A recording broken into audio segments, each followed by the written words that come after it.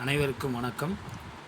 நம்ம இன்றைக்கி பார்க்க போகிற தலைப்பு வந்து டிஎன்பிசி குரூப் 1க்கு தேவைப்படுகிற யூனிட் 6, அதாவது தமிழ் சமூகம், history, culture, heritage and social political movements in Tamil Nadu அப்படிங்கிறதுல ஒரு 40 வினாக்கள் நம்ம கேட்குறாங்க. அதில் வெரி ஃபஸ்ட்டு டாபிக் என்னென்னா history of Tamil society related, அந்த சம்மந்தப்பட்டது தமிழ் சமூகம், அவங்களுடைய அந்த அகழ்வாய்வு கண்டுபிடிப்புகள், தமிழ் இலக்கியம், இது அனைத்தும் சார்ந்த முதல் டாபிக். அதில் நமக்கு ஃபஸ்ட்டு எடுத்தோடனே இந்த பழங்காலத்தில் தமிழகம் எங்கேருந்து எது வரைக்கும் இருந்தது சங்க காலத்தில் அப்படிங்கிறதுக்கு நம்ம இலக்கியத்திலேருந்து சொல்லணும்னா, குமரி முனைக்கு தெற்கே கடலுக்கு அப்பாலும் ரொம்ப தூரம் வரைக்கும் இந்த குமரி கண்டம் அல்லது லெமுரியா கண்டம் அப்படிங்கிறது இருந்ததாக சொல்கிறாங்க. அதுக்கான இலக்கிய சான்று என்னென்னா, பாண்டியன் ஒருவன் பகருளி ஆறும் குமரி மலையும் கடங்கோளால் மூழ்கிவிட்டதால் தன்னுடைய எல்லையை விரிவுபடுத்த வடக்கு நோக்கி படையெடுத்தான் அப்படின்னு சிலப்பதிகாரத்தில் காடுகான் காதையிலையும் கலித்தொகையில் முல்லைக்கிளி அதுலேயும் சொல்கிறாங்க. இதில் வந்து ஒரு ஆறு, ஒரு மலை இருந்தது, அதில் கடல்கோள் அப்படிங்கிறது சுனாமியால் மூழ்கிடுச்சு. அதனால் அவர் வடக்கு நோக்கி கொஞ்சம் உயர்ந்த இடம், மேட்டு நிலமான பகுதிக்கு வந்தார். அதுதான் நம்ம பாண்டியன் நாடு அப்படின்னு சொல்லிகிட்ருக்கோம் அப்படிங்கிறது சொல்கிறாங்க. இந்த கடல்கோளால் மூழ்கிய பகுதி தான் லெமூரிய கண்டம் அப்படின்னு சொல்கிறாங்க. இந்த லெமூர் அப்படிங்கிற ஒரு குரங்கினம் இங்கே அதிகமாக இருந்ததால் அந்த பெயர் வந்துச்சு அப்படின்னு சொல்கிறாங்க. மனித இனம் முதலில் தோன்றிய இடம் லெமூரிய கண்டம் அப்படின்னு சில ஆய்வாளர்கள் சொல்கிறாங்க. சங்க காலத்தில் ஆட்சி தோன்றிய பகுதி குமரி கண்டம் அப்படின்னு சொல்கிறாங்க. இப்போ இது இலக்கிய குறிப்புகளும் நம்மளுடைய அறிவியல் ஆய்வுகளும் ரெண்டும் ஒத்துப்போகுதானா சில இடத்துல மாறுபடுது. இப்போ இந்த அறிவியல் ஆய்வுகள் வரலாற்று இலக்கிய சுவடுகளோடு எப்படி ஒத்துப்போகுது, எங்கே வேறுபடுதுன்னா, பழ இலக்கியங்களில் நமக்கு கொடுக்குற மாதிரி கடல்கோள் சுனாமி இருந்ததுக்கான ஒரு வாய்ப்பு இருக்குது அப்படின்னு சொல்கிறாங்க. நவீன அறிவியல் கோட்பாடுகளில் லெமூரியா என்ற பெரிய கண்டமோ இல்லை அங்கிருந்து மனிதனம் தோன்றியதோ அப்படிங்கிறதுக்கான எந்த விதமான சாத்தியமும் இல்லை அப்படின்னு சொல்கிறாங்க. அதுக்கான விளக்கம் என்னென்னா, இப்போ இலக்கிய குறிப்புகளில் இருக்கிறது எல்லாம் சரிதான். சிலப்பதிகாரத்தில் காடுகான் காதையில் இருக்கிற அந்த பாடல் இது, பகருளி ஆற்றுடன் பன்மலை அடுக்கத்து குமரிக்கோடும் கொடுங்கோல் கொள்ள அப்படின்னு பாண்டியனின் பகருளி ஆறு அந்த குமரி மலைத்தொடர் கொடிய கடலால் மூழ்கடிக்கப்பட்டதால் அவன் வடக்கு நோக்கி சென்று கங்கையும் இமயத்தையும் வென்று தன் எல்லையை விரிவுபடுத்தினான் அப்படின்னு இளங்கோடிகள் சொல்கிறாரு அப்படிங்கிறது இலக்கியத்தில் உண்மை. கலித்தொகையிலேயும் முல்லைக்கல்லில் 104வது பாடலாக சோழன் நல்லூர்ந்தினார் கடலானது பாண்டிய நிலப்பகுதியை கவர்ந்து கொண்டதால் அவன் சோர்வடையாமல் பகை நாடுகளை வென்று தன் மீன் கொடியை பொறித்தான் அப்படின்னு சொல்கிறதும் உண்மை.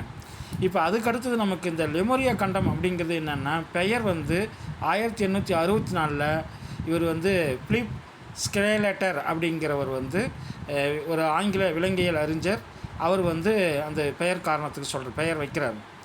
அவர் என்ன சொல்கிறாருன்னா, இந்த மடகாஸ்கர் மற்றும் இந்தியாவில் காணப்படும் லெமூர் என்ற குரங்கின புதைப்படிவ ஒற்றுமையை விளக்க இந்திய பெருங்கடல் ஒரு நிலப்பாலம் இருந்திருக்கணும், அதை யூகித்து அதுக்கு லெமூரியா அப்படின்னு பேர் வச்சார். ஆனால் அதன் பிறகு பின்னாட்களில் வந்த அந்த கண்டத்தட்டுகள் நகர்வு கோட்பாடு அப்படிங்கிறதுல லெமூரியாங்கிறது தனி கண்ட கோட்பாடு அப்படின்னு சொல்லி அதுக்கு சம்மந்தம்னு சொல்லிட்டாங்க. அவங்க என்ன சொல்கிறாங்கன்னா, அந்த மடகாஸ்கரும் இந்தியாவும் கோண்டுவானா அப்படின்னு ஒரே நிலப்பரப்பாக இருந்தது, அதிலிருந்து பிரிஞ்சு போனது அந்த விலங்கின ஒற்றுமைக்கு காரணம் அப்படின்னு சொல்கிறாங்க. சரி, அப்போ முதல்ல மனிதன் தோன்றிய இனம் இங்கே லெமூரியா கண்டம் சொல்லுது, அப்போ போய் தானா? இப்போ பின்னால் வந்த வரலாற்று ஆய்வுகள் என்ன சொல்லுது அப்படின்னா, நவீன தொல்லியல் மற்றும் மரபியல் ஆய்வுகளின்படி மனித இனம் ஹோமேஸ் சேப்பியன்ஸ் அப்படின்னு சொல்கிற அந்த முதல் இனம் ஆப்பிரிக்கா கண்டத்தில் தான் தோன்றுச்சு அப்படின்னு சொல்கிறாங்க. அங்கேருந்து தான் உலகம் ஃபுல்லாக போனாங்கிறாங்க, அந்த மனித இனம் பரவிச்சு அப்படின்னு சொல்கிறாங்க. எனவே இந்த லெமூரியாவில் மனிதன் தோன்றியது அப்படிங்கிறது அறிவியலுக்கு பின்னாடி அதை தவறுன்னு சொல்லுது. முன்காலத்தில் சொன்னதும் அதே அறிவியல் தான், பின்னாடி அதை தவிர்க்கிறதும் அதே அறிவியல் தான். சரி, அந்த குமரி கண்டமும் சங்ககால ஆட்சியும் இதில் என்ன வரலாற்று பின்னணி இருக்குது, இல்லை இலக்கியங்கள் என்ன சொல்லுதுன்னா, 20ஆம் நூற்றாண்டின் தொடக்கத்தில் வாழ்ந்த தமிழ் அறிஞர்கள் மேற்கத்திய அறிவியலர்கள் கூறிய லெமூரியா கோட்பாட்டை தமிழ் இலக்கியங்களுடன் கூறும் கடல்கோள் செய்திகளுடன் ஒப்பிட்டு அதை குமரி கண்டம்னு இவங்க எடுத்துக்கிட்டாங்க அப்படின்னு சொல்கிறாங்க. பழந்தமிழ் இலக்கிய உரையாசிரியர்னா அடியாருக்கு நல்லார் என்ன சொல்கிறாருன்னா, குமரிமுனைக்கு தெற்கு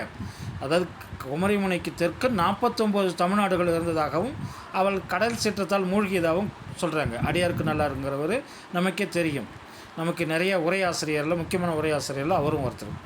இப்போ இந்த அறிவியல் உண்மை என்னென்னா, கன்னியாகுமரிக்கு தெற்கே ஒரு பெரிய கண்டம் இருந்ததுக்கான எந்த சான்றும் இல்லை. இருந்தாலும் இந்த ஐசேஜ் அப்படின்னு சொல்கிறோம் இல்லையா, அந்த சமயத்தில் கடல் மட்டம் குறைவாக இருந்ததால் தற்போதைய குமரிக்கு முனைக்கு தெற்கே சில 100 கிலோமீட்டர்கள் வரை இந்த நிலப்பரப்பு நீண்டு இருக்கலாம், அதுக்கான ஆதாரங்கள் இருக்குது அப்படின்னு சொல்கிறாங்க. அந்த கடல் மட்டம் உயர்ந்ததால் அந்த நிலப்பரப்பு மூழ்கி இருக்கலாம். அதனால தான் இப்போ கூட இலங்கையில் இருக்கிறது நமக்கு ஒரு மலை பிரதேசம் மாதிரி தெரியும். அப்போ இலங்கையை சுற்றி இருந்த அந்த சமவெளி பகுதிகள் இல்லை சமமான பகுதிகள் வந்து கடலால் மூழ்கடிக்கப்பட்டது அப்படின்னு நம்ம கருத்தில் எடுத்துக்கலாம். இப்போ அங்கே வாழ்ந்த தமிழர்கள் வந்து தற்போதைய இடத்துக்கு இடம்பெயர்ந்திருக்கலாம் அப்படின்னு சொல்கிறாங்க. ஸோ இப்போ இதிலிருந்து நம்ம சுருக்கமாக தெரிஞ்சுக்க வேண்டியது என்னென்னா, இலக்கியங்கள் கூறும் கடற்கோளும் பாண்டியர்கள் நிலத்தை இழந்ததும் வரலாற்று ரீதியாக உண்மையான நிகழ்வுகளின் சான்றுகளாகும். ஆனால் அதை உலக மாந்தர் யாவரும் தோன்றிய முதல் பெருங்கண்டமாக லெமோரியா அப்படிங்கிறது தான் அறிவியல் ரீதியாக நிரூபிக்க முடியல. ஆனால் பாண்டியர்கள் அங்கேருந்து வந்தாங்க அப்படிங்கிறதுக்கும் கடற்கோள் வந்ததுக்கான காரணங்கள் இலக்கிய ரீதியாக இருக்குது அப்படின்னு சொல்கிறாங்க. சரி, இந்த சங்க காலத்தில் அரசமைப்பு எப்படி தோன்றுச்சு அப்படின்னா, முதல்ல நம்ம மனித நாகரிகம் தோன்றுறது வந்து ஆற்றங்கரை ஓரங்களில் தோன்றுச்சு. அதுக்கு முன்னாடி மனிதன் வந்து அங்கே வேட்டையாடி அவனுடைய உணவுகளை வந்து சேகரித்து சாப்பிட்டுட்டு இருந்தான். இந்த வேளாண்மை கண்டுபிடிக்கப்பட்ட பிறகு வேளாண்மைக்கு ஆற்றங்கரை ஓரம் தான் வசதியாக இருந்ததுங்கிறதுக்கு அங்கங்கே சில குழுக்களாக மனிதர்கள் வந்து இருந்தாங்க. அந்த குழுக்களுக்கு ஒரு தலைவர் இருந்தார். அந்த கிராமமோ அல்லது சிறிய பகுதியுடைய தலைவருக்கு பேர் கிழார் அப்படின்னு பேர். ஒரு சிறிய நிலப்பரப்புக்கு வந்து உரிமையாளராக இருந்தால் கிழார்னு பேர். இப்போவும் நம்ம யாராவது கல்யாண பத்திரிகையில் வந்து பார்த்திங்கன்னா நிலக்கிழார் அப்படின்னு எழுதியிருப்பாங்க, நிலத்திற்கு உரிமையாளர் அப்படின்னு பேர். ஸோ அப்படி தான் வந்து அந்த இனக்குழுக்கள் உருவாகுது. இந்த இனக்குழுக்கள் உருவாகின பிறகு நாடு அப்படின்னு ஒரு நிர்வாக பிரிவு வரும்போது அதுக்கான தலைவர் வந்து வேளிர் அப்படின்னு ஒரு சில இடத்துலையும், பெரும்பாலான இடத்துல வந்து இந்த பழங்குடி சமூகம், அதாவது மலைப்பாங்கான காட்டுப்பகுதியை ஆட்சி செஞ்சவங்களுக்கு பேர் வேளிர் அப்படின்னு சொல்லியிருக்காங்க. அவங்க வந்து அரசனாக இல்லை, ஒரு குலத்தலைவன். இப்போ கிழாருங்கிறது ஒரு சிறிய பகுதிக்கு தலைவனாகவும், இவங்க வந்து பல வந்து இனக்குழுக்களுக்கு தலைவராகவும் இருக்காங்க. இதை வந்து நம்ம அந்த வேள்பாறையில் யாராவது படிச்சிருந்தீங்கன்னா, அந்த வேள்பாறை படிக்கும்போது தெரியும், நிறைய குழுக்கள் இருக்கும், அதுக்கு தலைவராக பாரி இருப்பார். நிறைய குழுக்கள் இருக்கும், அதில் நிறைய இனங்கள் இருக்கும். ஸோ அப்படி இருக்கிறவங்களுக்கு தான் வேளிர் அப்படின்னு சொல்கிறாங்க. இப்போ வேந்தர் அப்படின்னா என்னென்னா, மிகப்பெரிய வளமான நிலப்பகுதியை கட்டுப்படுத்திய அரசர். இந்த வேளிரிலிருந்து உருவாகி, அதாவது இன்னும் நிறையா வேளிர்களை கட்டுப்படுத்துறதாவோ அல்லது பெரிய நிலப்பகுதியை தன்னுடைய ஆட்சிக்கீழே வச்சுருந்தது அவங்க பேர் வேந்தர்னு சொல்கிறாங்க. இதெல்லாம் வந்து நமக்கு எங்கேருந்து கிடைக்குதுன்னா, சங்க இலக்கியங்களில் புறநானூறு, அகநானூறு போன்றவர்லேருந்து எடுத்திருக்கோம் நம்ம இந்த 3 சொல்லாடல்களும். இந்த சங்க காலத்திலேருந்து ஆட்சி அதிகாரம் எப்படி 3 படிநிலையில் அமைச்சிருந்தது அப்படிங்கிறதுக்கு மேலும் வரலாற்று தகவல்கள் என்ன சொன்னால், கிழார் அப்படிங்கிறது கிராம தலைவர் அல்லது குலத்தலைவர் அல்லது ஒரு குழுவுக்கான தலைவர். இவருக்கான அதிகார வரம்புங்கிறது ஒரு குறிப்பிட்ட ஒரு ஊரோ அல்லது பகுதிக்கான தலைவர், அவ்வளோதான். இந்த கிழார் அப்படின்னா, கிழமை அப்படிங்கிற சொல்லுக்கு உரிமை அப்படின்னு பேர். நிலத்திற்கு உரியவர் அப்படின்னா நிலக்கிழார், கிழார் அப்படின்னு சொல்லியிருக்காங்க. ஒரு குறிப்பிட்ட குலத்தின் மூத்தவராகவும் அந்த ஊரினுடைய விவசாய நிலங்களை நிர்வகிப்பவராகவும் இருந்திருக்கார். அவர் தான் கிழார் அப்படிங்கிறது. இவருடைய பங்கு, அவருடைய பணி என்னென்னு பார்த்தா, கிராமத்தில் அமைதியை நிலைநாட்டுவது, விவசாயத்தை மேற்பார்வையிடுவது மற்றும் வரி வசூலிப்பது இவருடைய பொறுப்பு. பெரிய அரசர்கள், வேந்தர்கள் இவரின் ஆதரவை நாடினர். இந்த வேந்தர்கள் வந்து இவருக்கு வந்து சில வேலைகளை வச்சுருந்தாங்க. நம்ம பொன்னியின் செல்வன் படத்தில் வர மாதிரி சில சிற்றரசர்கள் மாதிரி இந்த நிலக்கிழார்கள் இருந்திருக்காங்க அப்படின்னு சொல்லலாம். சில பகுதியை மட்டும் அவங்களுடைய கட்டுப்பாட்டுக்குள்ளே வச்சுருந்தாங்க அப்படிங்கிறது அதோடைய இது. இப்போ வேளிருங்கிறது குறுநில மன்னர்கள். இவர்கள் வந்து நாடு அப்படின்னு அழைக்கப்பட்ட பரம்பு நாடு அப்படின்னு தான் சொல்கிறோம். பாரி ஆண்டது பரம்பு நாடுன்னு சொல்கிறோம். ஸோ அந்த நாடு அப்படின்ற அழைக்கப்பட்ட பெரிய நிர்வாக பிரிவுகளையோ அல்லது மலைப்பாங்கான காடுகள் நிறைந்த முல்லை மற்றும் குறிஞ்சி நிலப்பகுதியிலையோ அந்த குறுநில மன்னர்கள் தான் நம்ம வேளிர் அப்படின்னு சொல்கிறோம். இந்த கடையேழு வள்ளல்கள் நம்ம பார்த்தோன்னாவே அவங்க எல்லாமே வந்து மலைப்பிரதேசத்தை ஆட்சி செஞ்சவங்களாக தான் இருக்காங்க. இப்போ இதில் வந்து பழங்குடி பின்னணி அப்படின்னு என்னென்னா, இவங்களுடைய தொன்மையான இது என்னென்னா, ஆயர் குலம் முல்லை நிலத்திலையும் வேட்டுவ குலம் குறிஞ்சி நிலத்திலையும் அந்த சமூகத்தையுடைய தலைவர்களாக இவங்க உருவெடுத்திருக்காங்க அப்படின்னு சொல்கிறாங்க. ஸோ இதுதான் அவங்களுடைய பழங்குடி பின்னணி. இவங்களுடைய கொடையும் சிறப்பும் அப்படின்னா, சங்க இலக்கியங்களில் புகழ்பெற்ற கடைசி 7 வள்ளல்கள் பாரி, ஓரி, காரி, ஆய், அதியமான், நல்லி, பேகன் அனைவருமே வேளிர் குலத்தை சார்ந்தவர்கள் தான், அதாவது குறுநில மன்னர்கள் தான். இவர்கள் வந்து வேந்தருக்கு இணையாக அந்த காலத்தில் போற்றப்பட்டார்கள். இவங்களுடைய அரசியல் பங்கு என்னென்னா, வேளிர்கள் தங்களுக்குள் சுய ஆட்சியுடன் செயல்பட்டனர். எனினும் மூவேந்தர்களுடன் சில சமயம் போரிட்டும் சில சமயம் தங்களின் மகள்களை அவர்களுடன் மனம் முடித்து கொடுத்து நல்லோருடன் வாழ்ந்தார்கள் அப்படின்னு சொல்கிறாங்க. இப்போ அந்த குறுநில மன்னர்கள் பெரும்பாலான இடத்துல தனி சுய ஆட்சியாக இருந்தாங்க அப்படின்னு சொல்கிறாங்க. அசோகருடைய கல்வெட்டில் கூட வந்து என்ன சொல்லியிருப்பாங்கன்னா, அதியமான் வந்து ஒரு வேந்தராக உருவாக வேண்டியது, ஆனால் வந்து உருவாகலை அப்படின்னு ஒரு கல்வெட்டு சொல்லதாக சொல்கிறாங்க. ஸோ இவங்க வந்து ஒரு வேந்தருக்கு இணையான பலம் இருந்திருந்தாலும் இவங்களுடைய குறுநில மன்னத்தை ஆட்சி செஞ்சு இவங்க வந்து இருந்திருக்காங்க, அவங்களுடைய சுயாட்சியோடு இருந்திருக்காங்கன்னு சொல்கிறாங்க. இப்போ வேந்தன் அப்படிங்கிறது பெருநில அரசர்கள், அதாவது பெரிய நிலப்பரப்பை ஆட்சி செய்கிறது. இப்போ வேளிர் அப்படிங்கிறது மலைப்பாங்கான ஒரு குறுகிய, அதாவது கிழார்களுக்கு அடுத்தப்படான அதிக நிலப்பகுதியும் வேந்தருக்கு குறைவான நிலப்பகுதியும் ஆட்சி செய்வங்க தான் வேளிர்னு சொல்லியிருக்கோம். வேந்தருங்கிறது மிகப்பெரிய நிலப்பரப்பை ஆட்சி செய்வங்கிறது தான் வேந்தர். நம்ம தமிழகத்தை பொறுத்தளவுக்கு மூவேந்தர்கள்னு சொல்கிறோம். 3 வேந்தர்கள் தான். வேந்தர்னா பெரிய மன்னன் அப்படின்னு அர்த்தம். இவங்களுடைய அதிகார வரம்பு அப்படிங்கிறது என்னென்னா, காவேரி, வைகை, தாமிரபரணி, பெரியாறு போன்ற வற்றாத ஆறுகள் பெய்யும் வளமான மருத நிலப்பகுதிகளை கட்டுப்பாட்டில் வைத்திருந்த மாபெரும் அரசர்கள். நம்ம ஏற்கனவே சொன்ன மாதிரி இந்த மலைப்பகுதிகளெல்லாம் யார் ஆட்சி செஞ்சதுன்னா இந்த வேளிர் குலம் அவங்க தான் ஆட்சி செஞ்சாங்க. இப்போ இவங்க பெரும்பாலும் சமநில பகுதிகளை தான் ஆட்சி செஞ்சுருக்காங்க. மூவேந்தர்கள் அப்படிங்கிறது சேர, சோழ, பாண்டியர்கள் அவங்கள தான் நம்ம சொல்கிறோம். இவங்களோட அதிகார பலம் அப்படின்னா கிழார் வேளியர்களிடையே இவங்களுடைய பெரிய படைகளையும், அதாவது இவங்களுடைய யானைப்படை, குதிரைப்படை, தேர்ப்படை, காலாள்படை, இந்த படைகளை நிர்வகிக்கிற பொறுப்பு இல்லை பார்த்துக்கிற பொறுப்பு, அப்புறம் முறையான வரி விதிப்பு முறையும் கடல் வழி வணிக கட்டுப்பாடுகள் இருந்தன. இவர்களுடைய தங்களின் பேராதிக்கத்தை நிலைநாட்ட முடிசூடி ஆண்டனர். இவங்க வந்து மன்னன் அப்படின்னு சொல்லிக்கிட்டாங்க.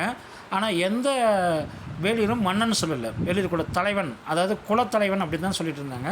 இவர்கள் மன்னர்களாக அவங்களே முடிசூட்டிக்கிட்டாங்க. அது இல்லாமல் சில பட்டப்பெயர்கள் அவங்களுக்கு தனக்குத்தானே சூட்டிக்கொண்டார்கள் அல்லது புலவர்களால் சூட்டப்பட்டார்கள். சங்க காலத்தில் சிறு குழு தலைவர்களாகவும் கிராம தலைவராகவும் கிழார், வேளிர் இருந்த ஆட்சியாளர்கள் படிப்படியாக பெரும் நிலப்பரப்பை கைப்பற்றி மாபெரும் பேரரசர்களாக உயர்ந்த நிகழ்வே வேந்தர்களின் அரசியல் எழுச்சி ஆகும். இந்த அரசியல் எழுச்சி அப்படிங்கிறது என்னென்னா, அவங்கள்ட்ட சிறு சிறு நிலப்பரப்பை கைப்பற்றி, அதுவே அதை மறுபடியும் இந்த வேள்பாரியில் நீங்கள் பார்த்தீங்கன்னா எத்தனை சிறு மன்னர்களை அந்த சோழ மன்னர்களும் பாண்டிய மன்னர்களும் அழித்து அவங்களுடைய நிலப்பரப்பை வந்து கைப்பற்றி பெரிய பேரரசாக அவங்கள தன்னை நிலைநிறுத்திக்கிட்டாங்க அப்படிங்கிறது அதில் சொல்லியிருப்பாங்க. ஸோ அது எப்படி நடந்தது அப்படின்னா, அதுக்கான படிநிலைகள் புவியியல் மற்றும் பொருளாதார காரணிகள் அப்படின்னு பார்த்தோம்னா, ஆற்றுப்படைகளில் கட்டுப்பாடு வேந்தர்களுக்கு, அவங்க எல்லாமே வந்து ஆற்று ஓரங்களில் இருந்தாங்க. சேரர்கள், சோழர்கள், பாண்டியர்கள் எல்லாமே ஆற்று ஓரத்தில் இருந்தாங்க. ஸோ அந்த வற்றாத ஆறுகள் பாயும் வளமிக்க மருதநில பகுதியை தன்னை கட்டுப்பாட்டில் வச்சிருந்தால சோழர்கள் காவேரியையும், பாண்டியர்கள் வைகையையும், தாமிரபரணியும், சேரர்கள் பெரியாரையும் தங்களுடைய மையப்பகுதியாக கொண்டிருந்தனர். இவங்கள்ட்ட வேளாண் உற்பத்தி அதிகமாக இருந்தது. இந்த ஆற்றுப்பகுதியில் நெல் விவசாயம் பெருமளவில் உருகுதல், உபரி உற்பத்தி சர்ப்ளஸ் ப்ரொடக்ஷன் இவங்கள்ட்ட அதிகமாக இருந்தது. இவங்க அதனால் வணிகம் பண்ணினாங்க. ஆனால் அந்த வேளிர் குல தலைவர்கிட்ட வணிகம்னு எதுவுமே கிடையாது. அவங்க வந்து வேட்டைக்கு போவாங்க அல்லது காடுகளில் போய் அன்னைக்கு தேவையான அன்றாட தேவையான அந்த உணவு கிழங்குகளை வந்து சேகரித்து சாப்பிடுவாங்க, அவ்வளோதான். அதுக்கடுத்தது அவங்க அதை வந்து வியாபாரம் பண்ணலை அல்லது சேர்த்து வைக்கலை, அது அவங்களுடைய இதாக இருந்தது. ஸோ இவங்கள்ட்ட தான் அந்த வந்து வணிகம் வந்து இங்கே தான் வேந்தர்கள்ட்ட தான் இருந்தது. அந்த உபரி விளைச்சலை வரியாக வசூலித்ததன் மூலம் அரசர்களுடைய கஜானா நிரம்பியது. அதுக்கடுத்து கடல் வழி வணிக ஆதிக்கம். இவங்க பெரும்பாலும் கடல் ஓரத்தில் இருந்தாங்க. அதாவது இந்த பக்கம் சோழர்கள், பாண்டியர்கள் வங்காள விரிகுடா பக்கமும், சேரர்கள் அரபிக்கடல் பக்கமும் இருந்தாங்க. அதனால் இந்த கடற்கரை துறைமுகங்களான புகார், கொர்க்கை, முசிறி போன்ற வேந்தர்கள் தங்கள் கட்டுப்பாட்டுகள் இருந்ததால் வெளிநாட்டுகளுக்கும் இவங்க வந்து வியாபாரம் பண்ணாங்க. அங்கு வசூலிக்கப்பட்ட சுங்க வரிக்கு உல்கு அப்படின்னு பேர்.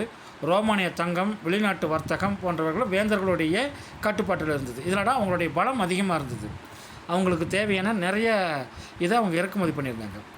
இப்போ இந்த வேளிர்களை எப்படி அடக்குதல் அப்படின்னா, தொடக்க காலத்தில் முல்லை மற்றும் குறிஞ்சி நிலப்பகுதிகளில் வேளிர் எனப்படும் குறிநில மன்னர்கள் தன்னாட்சியோடு மிகவும் வலிமையாக விளங்கினார்கள். ஆனால் வேந்தர்களுடைய தங்களுடைய பேராசை, நான் ஏற்கனவே சொன்ன மாதிரி அந்த நாடு விரிவுபடுத்துறதுக்காக இந்த வேளிர்களுடன் தொடர்ந்து போரிட்டு பல வேளிர்களை போரில் வீழ்த்தி அவர்களுடைய நாடுகளை தங்களோடதாக இணைத்து கொண்டார்கள். இதுக்கு உதாரணம் நம்ம சொன்ன மாதிரி கபிலர் போன்ற புலவர்களின் பாரியின் பரமமலை மூவேந்தர்களும் சேர்ந்து முற்றுகிட்டு சொல்கிறாங்க. 3 வேந்தர்களும் பாரியை வந்து சூழ்ந்து தான் பல நாட்கள் கடும் போர் செஞ்சு தான் அதுக்கான அந்த முடிவை கொண்டு வந்திருப்பாங்க. சில வலிமையான வேளிர் குலங்களுடன் திருமண உணர்வுகளை ஏற்படுத்தி கொண்டு அவர்களை தங்களுக்கு கீழ் இயங்கும் குறுநில மன்னர்களாக மாற்றினர். அதே வேள்பாரி படிக்கும்போது சொல்கிறோம், அந்த சோழ மன்னன் வந்து சில குறுநில மன்னர்களுடைய இது போல் திருமண உறவு மூலமா அவங்கள தன்னுடைய ஆட்சிகளை கொண்டு வந்துருந்ததாக சொல்லியிருப்பாங்க. அடுத்தது இராணுவம் மற்றும் புதிய போர்க்கருவிகள். இந்த நாற்படை அமைப்பு அப்படிங்கிறது கிடார்களும் வேலிர்களும் சிறிய அளவிலான குலப்படைகளை தான் வச்சுருந்தாங்க. அவங்களுக்குன்னு தனியாக படை கிடையாது. அவங்கள்ட்ட வந்து பயிற்சி பெற்ற அந்த ஊரில் வசிக்கிற சாதாரண குடிமக்கள் தான் இருப்பாங்க. போர் வரும்போது எல்லோரும் போருக்கு போவாங்க. ஆனால் அவங்க படை வீரர் கிடையாது, அந்த ஊரில் வசிக்கின்ற குடிமக்கள் தான். ஆனால் வேந்தர்கள் அப்படி கிடையாது. அவங்க வந்து நிரந்தரமான 4 வகை படைகள் வச்சுருந்தாங்க. யானைப்படை, குதிரைப்படை, தேர்ப்படை, காலால் படை இதெல்லாம் வச்சுருந்தாங்க. இதில் யானைப்படையுடைய முக்கியத்துவம் நிறையா அவங்களுக்கு இருந்தது.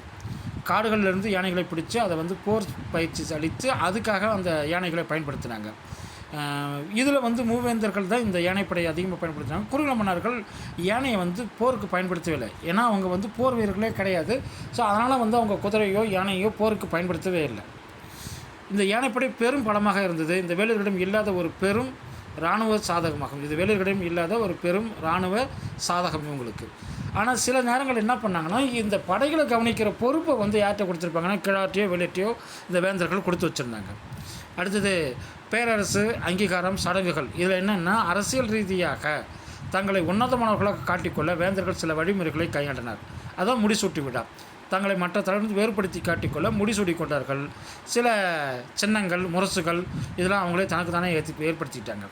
இப்போ வில், புலி, மீன், கொடிகள் இது மாதிரி தனக்கு தானே அந்த முரசு கொண்டு வச்சுருக்கிறது இதெல்லாம் நிறைய வச்சுக்கிட்டாங்க. அதுவும் இல்லாமல் தங்களுடைய பேராதிக்கத்தை நிலைநாட்ட ராசசூய யாகம் அப்படிங்கிற பெரிய யாகத்தெல்லாம் நடத்தியிருக்காங்க. இந்த யாகம், ராசசூய யாகம் யார் நடத்துனதுன்னா, பெருநற்கிள்ளி என்ற சோழ மன்னன் இந்த யாகத்தை நடத்துனது. இது ஒரு டிஎன்பிசியில் கேட்கக்கூடிய ஒரு கேள்வி, ஞாபகம் வச்சுங்க. அடுத்தது அரசியல் எழுச்சியின் முக்கிய கட்டங்கள் என்னென்னா, வேந்தர்கள் அரசியல் ஆதிக்கத்தை முழுமையாக நிலைநிறுத்திய 2 வரலாற்று சிறப்புமிக்க போர்கள் இருக்குது. 2 போர் இருக்குது. ஒன்று வந்து வெண்ணிப்போர். இதில் வந்து இளம் வயதில் அரியணை ஏறிய கரிகால் சோழன் வந்து தனக்கு எதிராக கூட்டு சேர்ந்து வந்த சேர மன்னன், பாண்டிய மன்னன் மற்றும் 11 வேளியர் குடியரசு தலைவர்களை வெண்ணி அப்படிங்கிற இடத்துல ஒரே ஆளாக நின்று இத்தனை பேரையும் போரிட்டு அந்த போரில் வெற்றி பெற்று சிறப்புமிக்க ஒரு வெற்றி பெற்று சோழர்களுடைய அரசியல் அதிகாரத்தை உச்ச நிலைமைக்கு கொண்டு போயிருக்கார் சங்ககால சோழர்கள் இவங்க. அதே போல் தலையாலங்கானத்து போர் அப்படிங்கிறது இளம் வயதை நிரம்பிய பாண்டிய மன்னன் நெடுஞ்செழியனை பலமற்றவன் என்று கருதி தனது நாட்டை பிடிக்க சேரன், சோழன் மற்றும் 5 வெளியூர் தலைவர்கள், அந்த 5 வெளியூர் தலைவர்கள் இதில் கொடுத்துருக்காங்க. திதியன், எழினி, எருமையூரன், இளங்கோவேல், பொருணன் இவங்க எல்லாம் ஒன்று கூடி படையெடுத்தனர். ஆனால் நெடுஞ்செழியன் அவர்களை தலையாலங்கானம் என்ற இடத்துல சிதறடித்ததால் அவருக்கு பேர் தலையாலங்கானத்து செருவென்ற பாண்டிய நெடுஞ்செழியன் அப்படின்னு தான் பேர். தலையாலங்கானங்கிறது இடம், செருனா போர், அதில் ஜெயிச்ச நெடுஞ்செழியன் அப்படின்னு போற்றப்பட்டாங்க. இதில் சுருக்கமாக நம்ம சொல்லணும்னா, வளமான ஆற்றுப்படுகைகளை பொருளாதாரம், சர்வதேச வணிக லாபம், வலிமையான யானைப்படை மற்றும் குறுநில மன்னர்களை வீழ்த்திய இராணுவத்திறன் இதெல்லாம் அப்போ வந்து வேந்தர்கள் வந்து தங்களுடைய எழுச்சிக்கு காரணமாக இருந்தது. இவங்க எல்லாமே ஒரு காலத்தில் குறுநில மன்னர்களாக இருந்து நாட்டை அதிகப்படுத்தி தான் வேந்தர்களாக இருக்காங்க. ஸோ அடுத்தது இந்த சங்ககால அரசமைப்பின் கூடுதலான முக்கிய சில அம்சங்கள் இருக்குது. அது என்னென்னா, அரசின் கடமைகள் முறை செய்து வாழ்தல். அதாவது அவங்களுடைய கடமைகள் என்னென்ன அப்படின்னா, சங்க காலத்தில் அரசன் என்பவன் வெறும் ஆட்சியாளன் மட்டுமே இல்லாமல் நீதியை நிலைநாட்டுவனாகவும் கலைகளை, பாணர், விரலியர் அப்படி போன்ற கலைஞர்களை ஆதரிப்பவனாகவும் இருக்க வேண்டும் என எதிர்பார்க்கப்பட்டது. இதுக்கு அடுத்தது அவங்களுக்கு நிர்வாகத்துக்கு ஒரு குழுக்கள் இருந்தாங்க. வேந்தர்களுக்கு ஆட்சி அதிகாரத்தில் உதவ 2 முக்கிய குழுக்கள் இருந்தது. அது ஒன்று வந்து ஐம்பெருங்குழு. இதில் 5 பெரும் மனிதர்கள் இருந்தாங்க. அது யார் யாருன்னா, அமைச்சர், புரோகிதர் அதாவது அறிஞர், அடுத்தது படைத்தலைவர், தூதுவர், அடுத்து சாரணர் அல்லது ஒற்றர். இந்த 5 பேர் கொண்ட ஒரு குழு. இதில் அமைச்சர் நமக்கு தெரியும். அடுத்தது புரோகிதர் அப்படிங்கிறது வந்து அந்த காலத்தில் அறிஞர் அப்படிங்கிறதுக்கு சொல்லியிருக்காங்க. படைத்தலைவர், ஒவ்வொரு படைக்கும் தலைவர்கள் இருப்பாங்க. தூதுவருங்கிறது நம்ம ஒரு நாட்டுக்கு நம்மளுடைய செய்தியை சொல்லி அனுப்புகிற தூதுவர். ஆனால் ஒற்றருங்கிறது ரகசிய உளவாளி. நாட்டில் என்னென்ன கலவரம் நடக்குது அல்லது வெளிநாட்டிலிருந்து சில செய்திகளை எப்படி கொண்டு வந்து நம்ம நாட்டுக்கு சேர்க்குறது அப்படிங்கிறது ஒற்றர். ஸோ இந்த 5 பேர் கொண்ட குழுவுக்கு தான் ஐம்பெருங்குழு அப்படின்னு சொல்லியிருக்கிறோம். அடுத்தது இதே போல் என்பேராயம் அப்படின்னு அரசனுக்கு நிர்வாகத்தில் உதவிய 8 பேர்களை கொண்ட செயற்குழுவும் இருந்தது. அதுக்கடுத்து சபைகள். அரசனுடைய தலைநகரத்தில் 4 அவை அல்லது அரங்கூர் அவையம் அப்படின்னு ஒன்று இருந்தது. இங்கே தான் அரசனோட சான்றோர்கள் அமர்ந்து சரியான தீர்ப்புலாம் வழங்கியிருக்காங்க. நீதியான தீர்ப்பு, சரியான தீர்ப்புலாம் அங்கே தான் கொடுத்துருக்காங்க. அடுத்தது இவங்களுடைய வருவாய் மற்றும் வரி. இவங்க வந்து சங்க காலத்தில் நிலவரி, அதை இறை அப்படின்னு சொல்லியிருக்காங்க, முதன்மையானதாக இருந்தது. வெளிநாட்டு வரியிடமிருந்து வருவது சுங்கவரி, சுங்கம் அல்லது உள்க் அப்படின்னு வசூலிக்கப்பட்டது. சுங்கவரிங்கிறது வெளிநாட்டு வணிகரிடமிருந்து பெறப்பட்டது.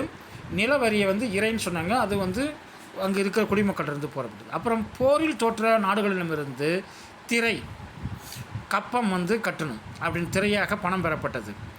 சுருக்கமாக சொல்லணும்னா சங்ககால அரசமைப்பு என்பது எளிய கிராம தலைமையில் கிழாரில் தொடங்கி பழங்குடி நில தலைவர்களாக வேளியராக வளர்ந்து இறுதியில் மாபெரும் பேரரசர்களாக வேந்தர்களாக உருவெடுத்தது அப்படிங்கிறது தான் உண்மை. ஆரம்ப காலத்தில் அவங்களும் கிழாரில் இருந்தால் தொடங்கியிருக்காங்க. அதில் வலிமையானவன் வேளியராக இருந்தான். வேளியரில் இருந்து சிலர் அந்த சமநல பகுதியில் வலிமையாக இருந்த வேளியர்கள் வந்து வேந்தர்களாக மாறினாங்க. ஆனால் மலை பிரதேசத்தில் இருந்த வேந்தர்கள் கடைசி வரைக்கும் அந்த வேளிர் குல தலைவராகவே கடையேழு வள்ளல்களாக இருந்ததை நம்ம பார்க்குறோம். இப்போ சங்க காலத்தில் அரசனுக்கு உதவியாக நாட்டில் நிர்வாகத்துக்கு சில பாதுகாப்பை கவனித்து கொடுக்குறது சில முக்கிய பதவிகள்லாம் இருந்தாங்க. அதில் மைய நிர்வாக பதவிகள் அப்படின்னா முதல்ல வந்து அமைச்சர், நம்ம ஏற்கனவே அந்த 5 பேர் சொன்னோம் இல்லையா, அது அரசனுக்கு சிறந்த ஆலோசனைகள் வழங்கும் முதன்மை பதவி. நிர்வாக பணிகளை திட்டமிடுவது இவர். அடுத்தது புரோகிதர், அறிஞர், பெருமகன், அறநெறி சாஸ்திரம் அறிஞ்ச ஒரு சான்றோர், அரசனுக்கு சமய மற்றும் நெறி சார்ந்த ஆலோசனை வழங்குபவர் இவங்க. அடுத்து தூதுவருங்கிறது அண்டை நாடுகளுடன் எதிரி நாடுகளுடன் பேச்சுவார்த்தை நடத்தவும் தூதரக பிரதிநிதி, போரை தவிர்க்கவும் அல்லது அமைதி உடன்படிக்கை செய்யவும் இப்பதவி மிக முக்கியமானது. அடுத்தது கடைசியாக சாரணர், ஒற்றர் அப்படிங்கிறது நாட்டின் உள் விவகாரங்கள் மற்றும் எதிரி நாடுகளின் ரகசிய திட்டங்களை உளவு பார்ப்பது, அரசனுக்கு அதை தெரிவிப்பது. இதுதான். இப்போ இராணுவத்தில் வந்து என்னென்ன பதவிகள்னால் படைத்தலைவர், தானை தலைவர் அப்படின்னா படைத்தலைவர்னு அர்த்தம். அரசனின் படைப்பிரிவுகளுக்கு யானை, குதிரை, தேர், காலால் படை இதுக்கான தலைமை தாங்குபவர். போர்க்களத்தில் வியூகம் அமைத்து வழிநடத்துபவர் இந்த படைத்தலைவருடைய வேலை. அடுத்தது மாராயம் அல்லது யானாதி அப்படின்னா போரில் மிகச்சிறந்த வீரத்தையும் திறமையும் காட்டும் படைத்தலைவருக்கு அரசன் வழங்கும் உயரிய பட்டங்கள் மற்றும் பதவிகள் ஆகும். உதாரணமாக ஏனாதி கிள்ளி அப்படின்னா அந்த திருக்கிள்ளிங்கிறது அவனுடைய பேர், ஏனாதிங்கிறது அவனுடைய பட்டம். அவனுக்கு அந்த போரில் அவன் மிகச்சிறந்த வீரனாக இருந்ததுக்கான பட்டம். அடுத்தது நெடுநகர் காவலர், அதாவது மதில் காவலர், கோட்டை காவலர். நாட்டின் கோட்டைகளையும் தலைநகர் கோட்டைகளையும் பாதுகாக்கும் பொறுப்பில் உள்ள அதிகாரிக்கு பேர் நெடுநகர் காவலர் அல்லது மதில் காவலர் அல்லது கோட்டை காவலர்னு பேர். அடுத்தது படைவீரர், அது கடைசி பிரிவு. இவங்க மறவர் அப்படின்னு சொல்கிறாங்க, நாட்டின் பாதுகாப்பிற்காக போரிடும் நிரந்தர படைப்பிரிவினர். இது வந்து நம்ம வந்து இராணுவத்தில். இப்போ நீதி மற்றும் நிதி பதவிகள், அதில் அரங்கூர் அவையத்தார் அப்படிங்கிறது அரசரின் நீதிமன்றத்தில், அரங்கூர் அவையம் அதான் அரசருடைய நீதிமன்றம், அமர்ந்து சான்றுகளின் அடிப்படையில் நடுநிலையான தீர்ப்புகள் வழங்கும் நீதிபதிகள் அல்லது சான்றோர்கள். அவங்களுக்கு பேர் அரங்கூர் அவையத்தார் அப்படின்னு பேர்.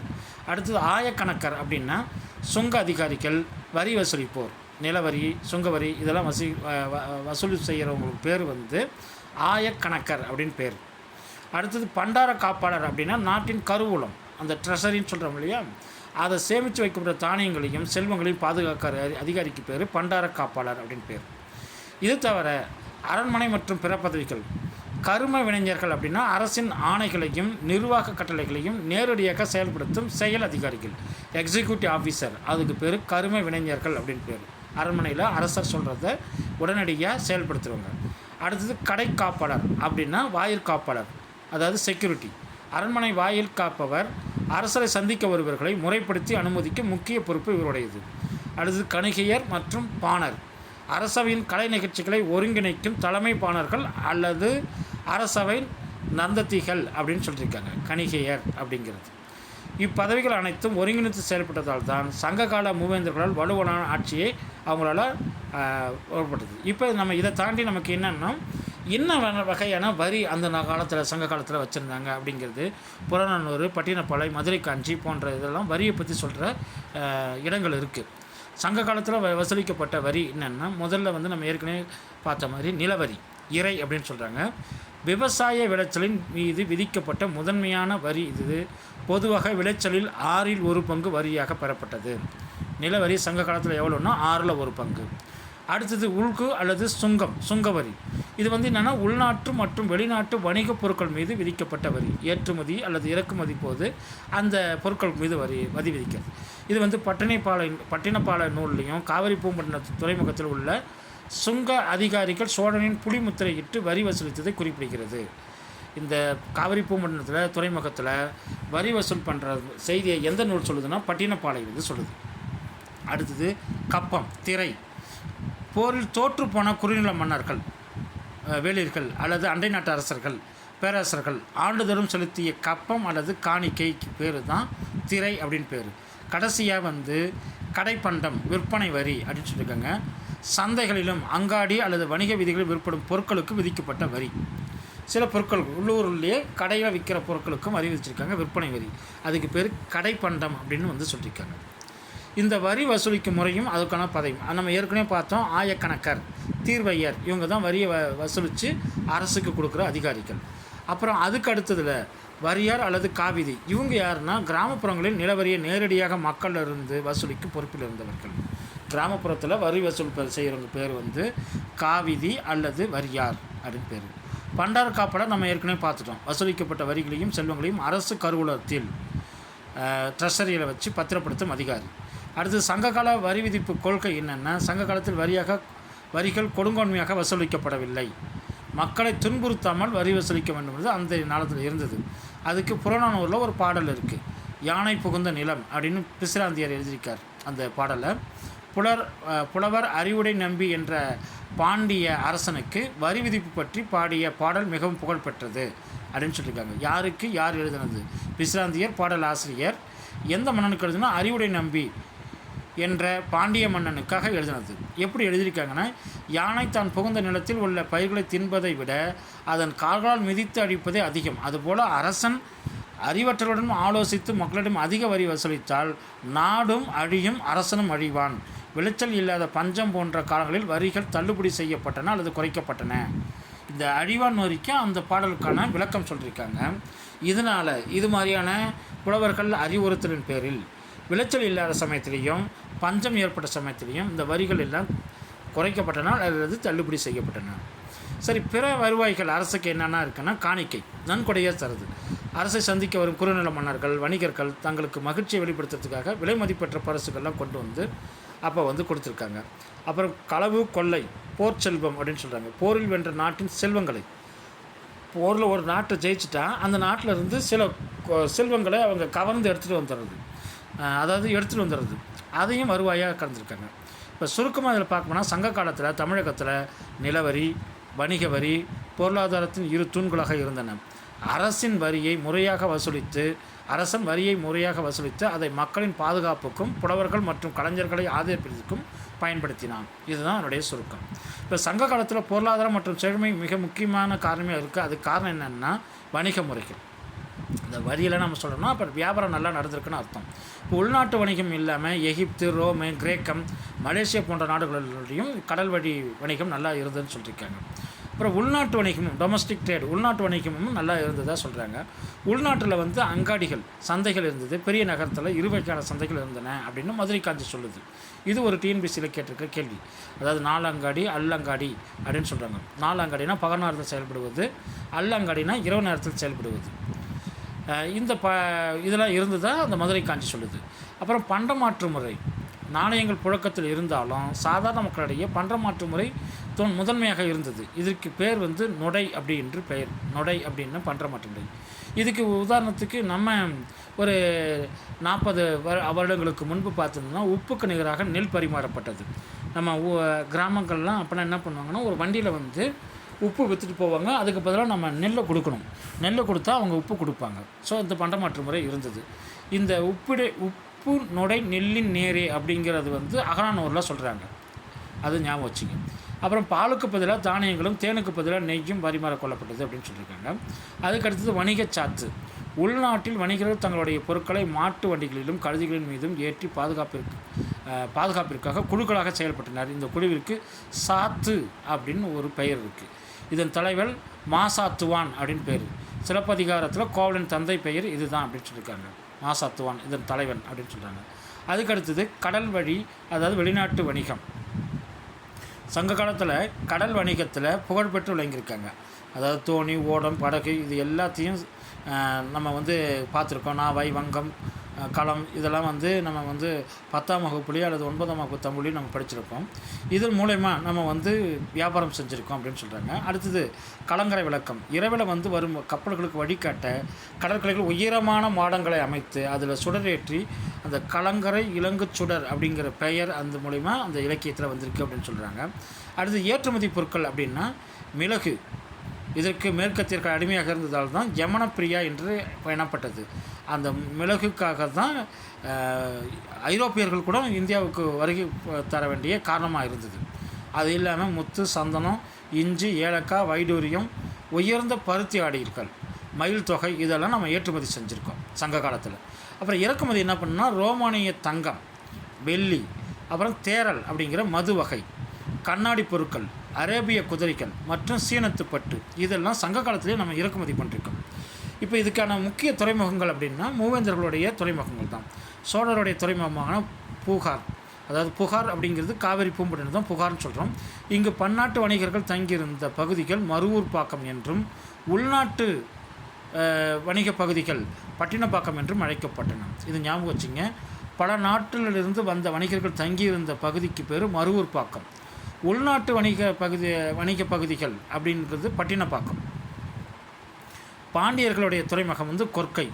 உலக புகழ்பெற்ற முத்துக்குளித்தல் நடந்த முதன்மை துறைமுகம் இந்த கொர்க்கை தான். அடுத்து சேரருடைய துறைமுகம் வந்து முசிறி மற்றும் தொண்டி.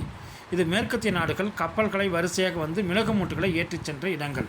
அரேபிய கடலில் மிளகு மூட்டைகள் மிளகு இங்கே தான் அதிகமாக இங்கிருந்து தான் எடுத்துகிட்டு போனாங்க. இப்போ இருக்கிற கேரளா அங்கே தான் மிளகு அதிகமாக இருக்குது. அடுத்தது அப்போவே என்னென்னா இந்த ட்ரேட் எத்திக்ஸ், வணிகத்தில் ஒரு அறம் இருந்தது. இது வந்து பட்டினப்பாலை நூலில் சொல்கிறாங்க. கொள்வதும் மிகை கொள்ளாது, கொடுப்பதும் குறை கொடாது.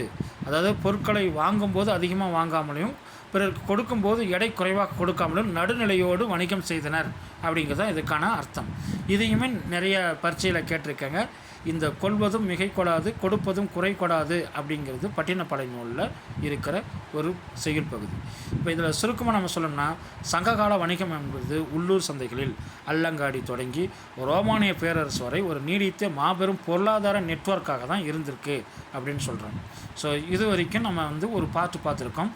இதனுடைய இன்னொரு பகுதியும் இது எந்தெந்த பாடப்புத்தகத்தில் நம்ம படிக்க வேண்டியது இருக்கிறதும் அடுத்த வீடியோவில் பார்ப்போம். நன்றி, வணக்கம்.